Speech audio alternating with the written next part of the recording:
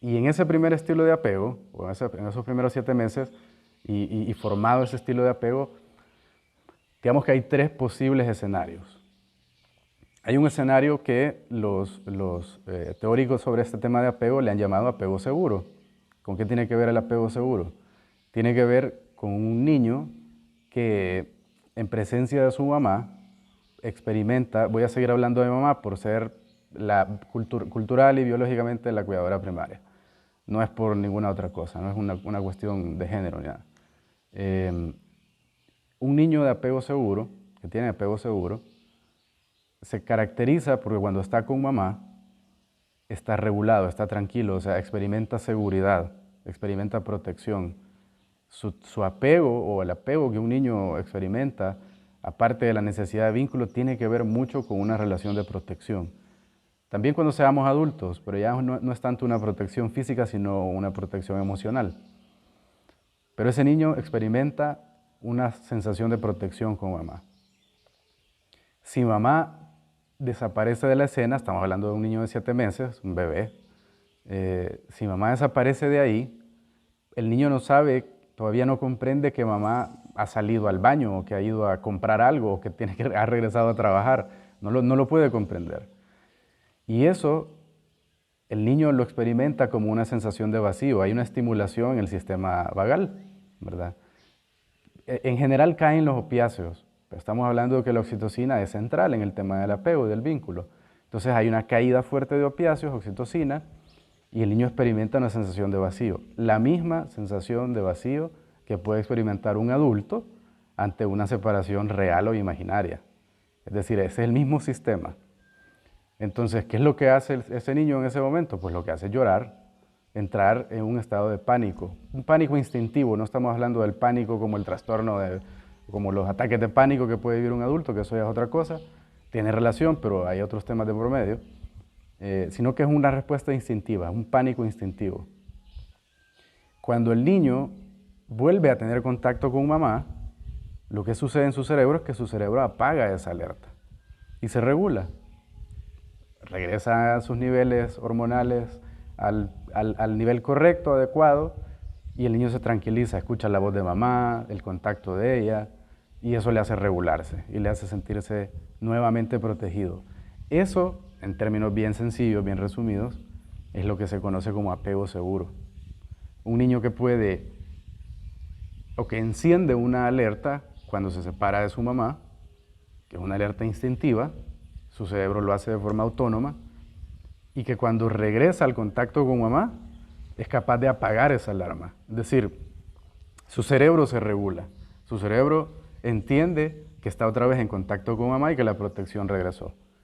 A eso se le conoce, en términos bien sencillos y resumidos, como el apego seguro.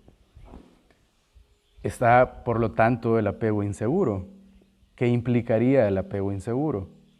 Pues implica, por contraste, implica un niño que no puede regularse en presencia o en ausencia, en esos escenarios de presencia y ausencia, no se puede regular. Por ejemplo, lo primero que se empezó a estudiar, y esto fue alrededor de los años 50, después de la Segunda Guerra Mundial, la ciencia en general, pero sobre todo las ciencias humanas, empezaron a hacer muchos estudios porque había mucho interés y necesidades también de familias que habían sido rotas por la guerra, el estrés postraumático y todo eso. Entonces la psicología empezó a hacer mucha experimentación en esa época. Entonces hubo un experimento en los años 50 liderado por un médico inglés de apellido Bowlby, que fue el primero que empezó a hablar del tema de apego. Y en ese experimento lo que hacían era que en una habitación estaba una madre con su hijo de 2, 3 años, eran niños pequeños, y entonces se hacía que la mamá saliera de la habitación para provocar precisamente ese escenario de separación. Y ahí se veía cómo respondía el niño, ahí se fue entendiendo cómo respondía cada niño ante la separación y luego el reingreso de su mamá. Entonces, bueno, los niños de apego seguro lloraban y todo cuando se separaban de su mamá, pero cuando su mamá regresaba se tranquilizaban, incluso podían seguir jugando si estaban jugando, regresaban a su interés. Pero luego vieron que habían niños que cuando su mamá salía, Ellos lloraban, dejaban de jugar, se quedaban en la expectativa, incluso querían abrir la puerta, ir a buscarla. Y cuando su mamá regresaba, estos niños igual no dejaban de llorar. Y si su mamá los cargaba, los consolaba y les decía que no pasaba nada, que ahí estaba cerca, que no se había ido, y si ellos dejaban de llorar pero no querían volver a jugar, entonces ¿qué sucedía? Que el cerebro de esos niños estaba en alerta todavía. Ese escenario de separación, ese estímulo de separación, les hizo encender una alerta que luego no pudieron apagar. Entonces la pregunta era, ¿por qué no pueden apagar la alerta? Si estaban, digamos, tranquilos, entre comillas, mientras estaba mamá ahí, estaban jugando, pero cuando se da la separación, luego ya no pueden regresar al estado inicial. A eso se le llamó apego ansioso, un apego inseguro de tipo ansioso. Y había otro tipo de apego inseguro, o teorizaron otro tipo de apego inseguro, que le llamaron apego evitativo, que estos eran niños que estaban jugando en la habitación, su mamá estaba ahí con ellos, cuando su mamá salía y ellos la veían salir, ellos hacían de caso como que no les importaba, seguían jugando. Era obvio que ellos sabían que su mamá estaba saliendo de la habitación, pero por alguna razón fingían que no sucedía nada. Y cuando su mamá regresaba, ellos seguían también jugando. No buscaban el contacto después de la separación con mamá. Lo que sí hacían los niños de apego seguro y los niños de apego ansioso, que cuando su mamá regresaba, lo primero que hacían era buscar el contacto físico. Los niños evitativos no buscaban ese contacto.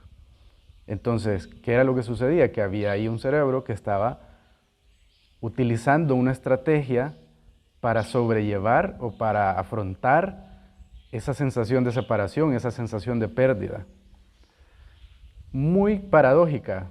O sea, el apego inseguro de tipo evitativo es muy contradictorio, es muy paradójico, porque no es que no haya vínculo entre la madre y su hijo, sí lo hay.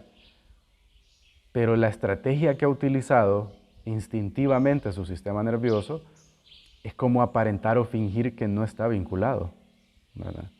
Entonces, estos tres escenarios, apego evitativo, apego seguro, apego ansioso, son los escenarios, digamos, de infancia.